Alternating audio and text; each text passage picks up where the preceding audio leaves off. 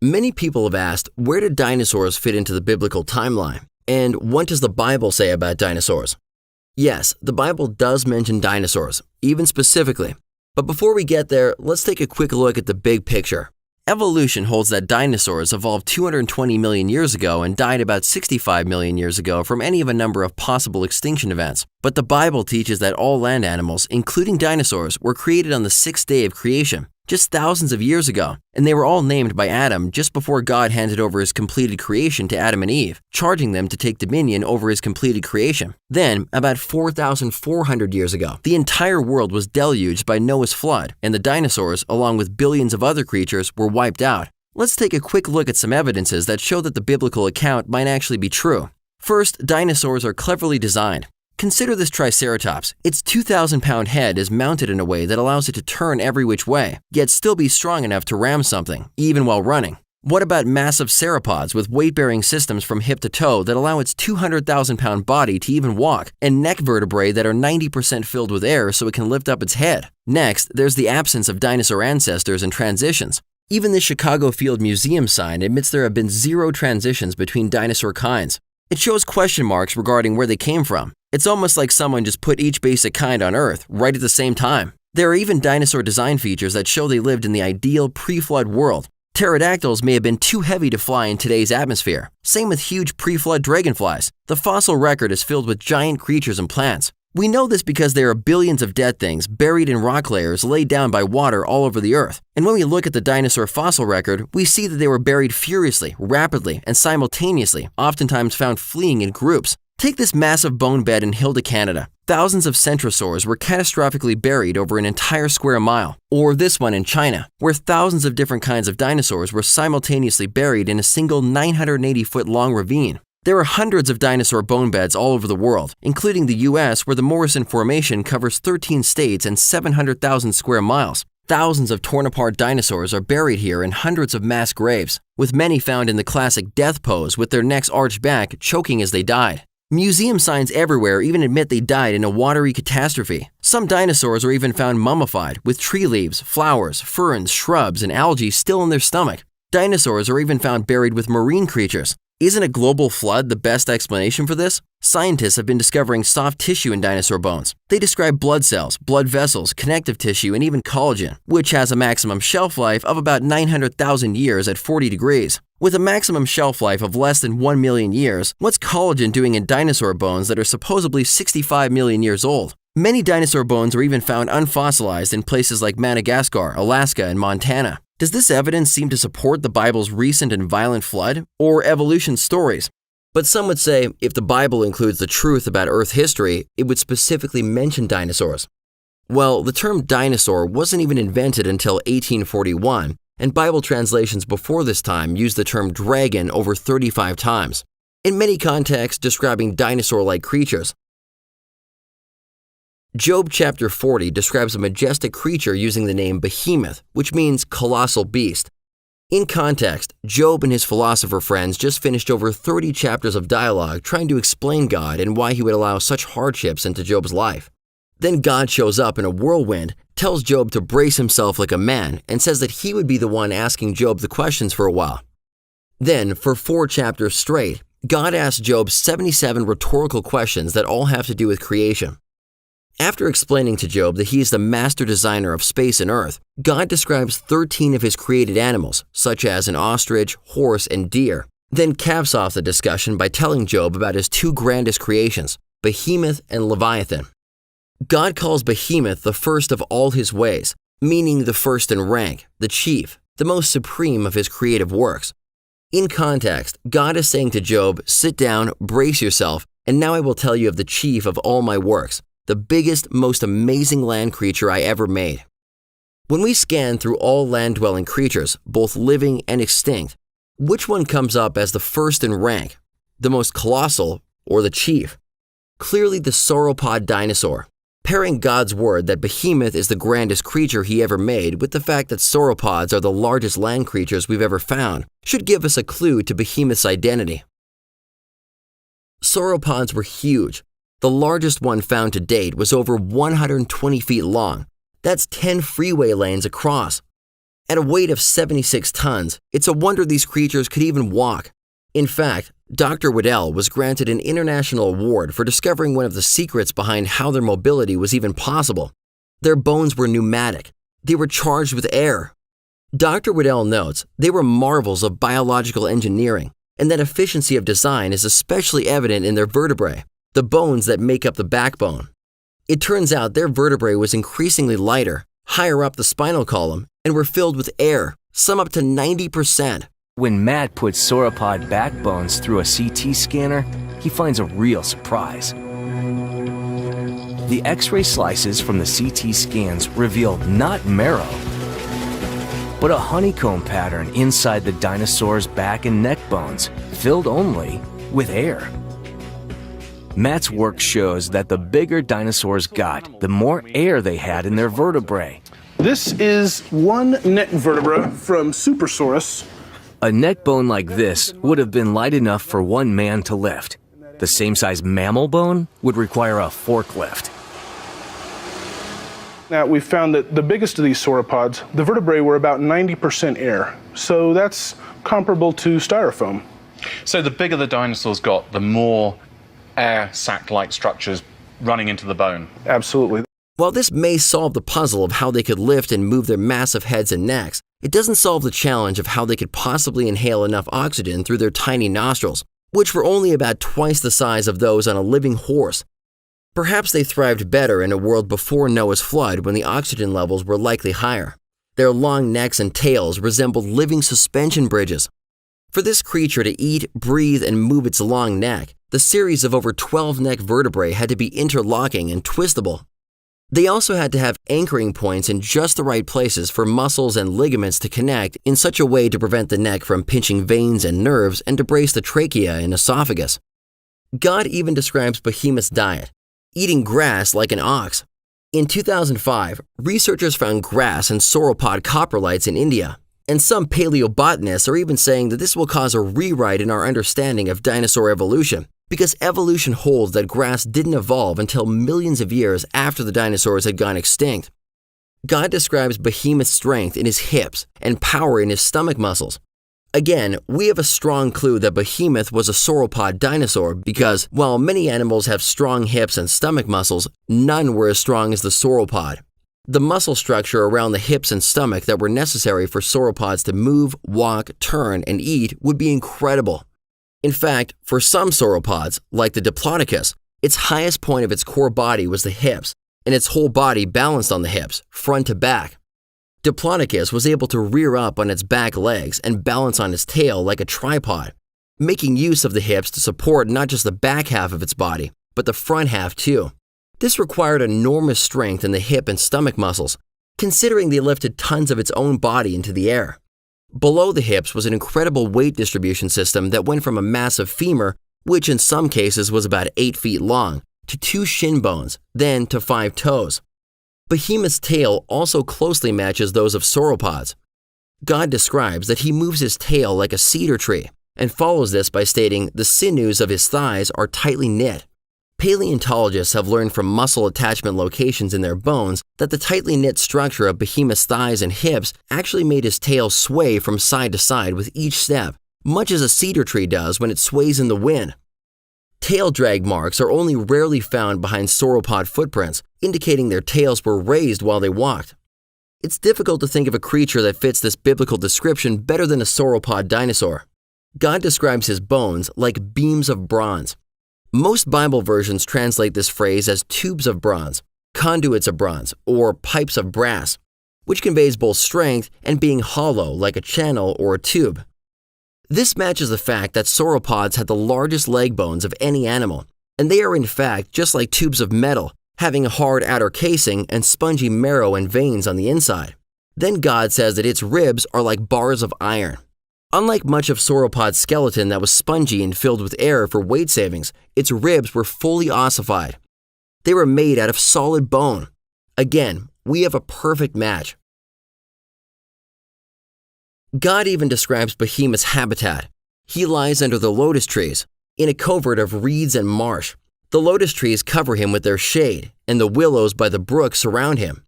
This was a creature that had to be near lots of green food, living in a lush, tropical environment.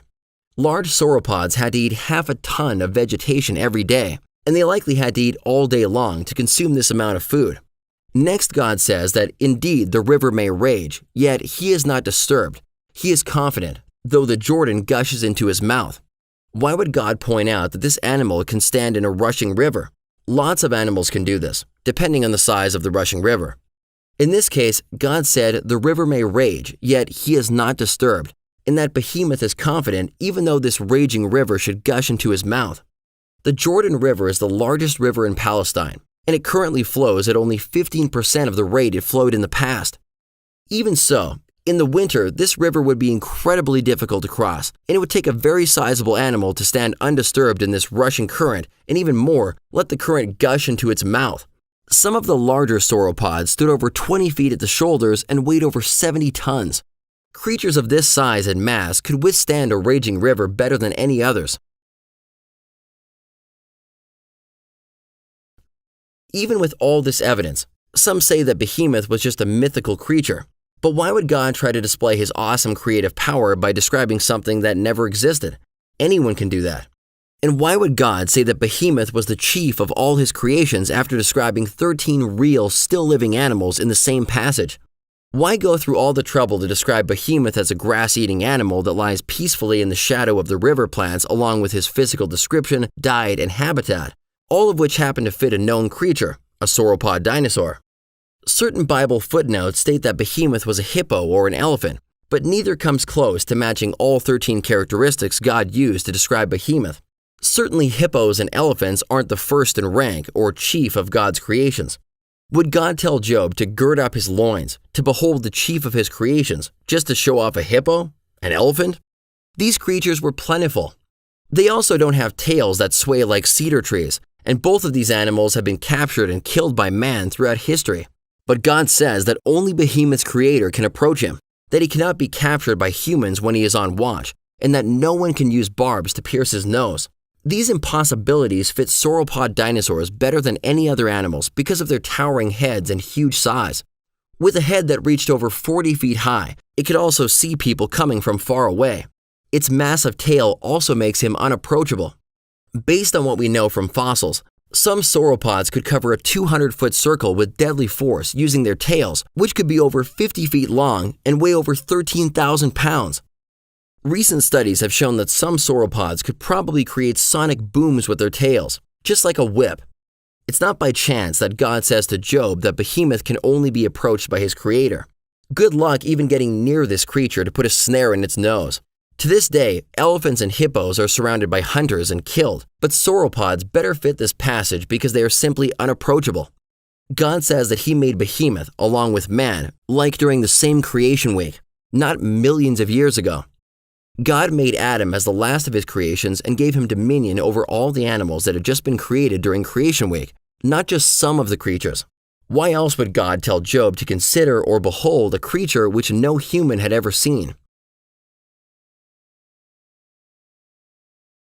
Just in the last 20 years, over 50 articles have been published in scientific journals that have documented 14 bioorganic materials in dinosaur bones that simply cannot be millions of years old.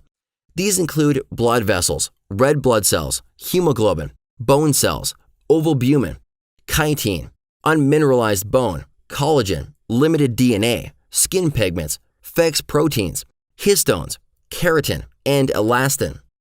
Just 20 years ago, most scientists simply assumed dinosaur bones were solid mineralized impressions of bones, but modern science has now revealed that many of the dinosaur bones are original, even at the molecular level. Hello, I'm Neil deGrasse Tyson, your host for Nova Science Now. For the last decade, the African island has offered Ray and Christy Rogers a spectacular excavation site. They work in an area of remote grasslands where dinosaur bones literally cover the ground. An ancient graveyard where an unusually large number of dinosaurs died and were entombed by mud flows that preserve their bones. The preservation is unbelievable. The quality of the material is exceptional. This is a piece of bone from the Madagascar locality. It, in many regards, doesn't even look like a fossil.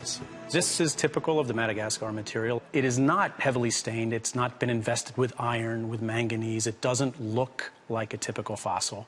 If you didn't know, you might think you're picking up a cow bone today, a bleached cow bone. I was looking at this thing thinking, this is really interesting.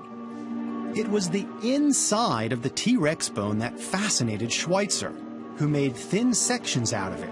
And in these cross-sections of fossilized bone, she saw something that she and everyone else had thought was impossible. Round structures that looked like red blood cells. Dinosaur blood cells. Inside those channels where the blood vessels would have run were these little round red structures that were all kind of lined up like a train, and they were bright red and translucent. Nobody else had seen anything like that before. The very idea of blood cells in a 70-million-year-old bone was more than unconventional. It was radical. Nobody was imagining that dinosaurs might have had preserved soft tissues.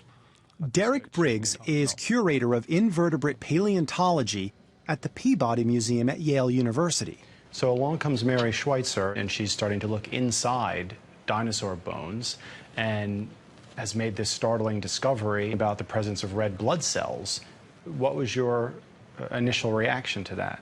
Oh, I think the same reaction as everybody's, that this was totally improbable. She'd perhaps misinterpreted the evidence or was exaggerating the potential for what she was seeing. So skeptical at first? Oh, yeah, definitely. Why do you think it didn't occur to anybody? Because we have this clear understanding that part of all biological cycles involves decay. I mean, nature is set up to break down that material and recycle it. So it's just improbable that those kinds of very delicate structures would survive, particularly for millions of years. When you think about it, the laws of chemistry and biology and everything else that we know say that it should be gone. It should be degraded completely. This is not possible. Do it again. We got another piece of bone. We put it in the solution. We waited 2 or 3 or 4 weeks. Looked again, more blood vessels. We must have repeated that with probably 17 or 18 different fragments of bone. Several ancient cultures have drawings and carvings of sauropod-like creatures. Look at this one from the Amazon rainforest that shows 9 warriors hunting what appears to be a sauropod dinosaur. It even dates to around the time the book of Job was likely written. You can see these amazing pictographs here, allegedly over 5,000 years old. They definitely look authentic. I've seen pictographs all over the world. And we have a hunting scene here with a very large animal in the center. Now we have 1, 2, 3, 4, 5, 6, 7, 8, 9 hunters. And you can see this hunter here is raising his spear, getting ready to spear this animal. Obviously, these people saw this animal alive. They didn't dig up the bones. They saw it living, breathing. They were hunting this animal. Well, what is it? Well, there's a lot of people that aren't sure what it is, but it sure looks like a dinosaur. It's got the long neck, the small head, the big body, and the large tail. Some have suggested maybe this is a camelid like a llama, but llamas don't have big, large tails like that. Many reptiles do. But according to the theory of evolution, dinosaurs went extinct at least 65 million years ago. What in the world were people just over 5,000 years ago doing hunting them? The local secular archaeologist would not tell us what he believed the animal was on film. Off camera, he admitted that it was a dinosaur that survived extinction and lived alongside people. Why did so many different cultures draw and paint the same type of creature? As a land-dwelling creature that breathed through its nose, Noah was commanded to bring these types of creatures onto the ark, as juveniles, of course, and many likely survived for some centuries after the flood. When it comes to human history, to bridge the gap between 4,000 to 5,000 years ago and the distant past beyond this time, we each have 2 choices. Rely on God who was there and told us what happened, or trust in carbon-14 dating and other types of radiometric dating beyond 100,000 years. Choosing between these 2 histories is no small matter. You see, people won't allow God's word to shape their daily lives or guide them in their eternal choices if they don't believe it's historically or scientifically credible. God's timeless word lays out Earth's initially perfect creation, the fall, the flood, and life afterwards. The New Testament describes Christ as the only way to be reconciled to God and live with Him in eternity. His timeless word gives us a clear testimony about when he created the world and the creatures that were present in the original creation, plus some of his magnificent creatures that survived after the flood. Why would God dedicate one of his longest animal descriptions to Behemoth, calling him the chief? Could it be to reassure Christians today that his word really is true, permanent, and dependable, and the viewpoint offered by the world is not? Are you a Christian student looking for answers about what the Bible teaches about creation, the fossil record, dinosaurs? Download the Genesis Apologetics app from the iTunes or Google Play stores for answers to these questions and more.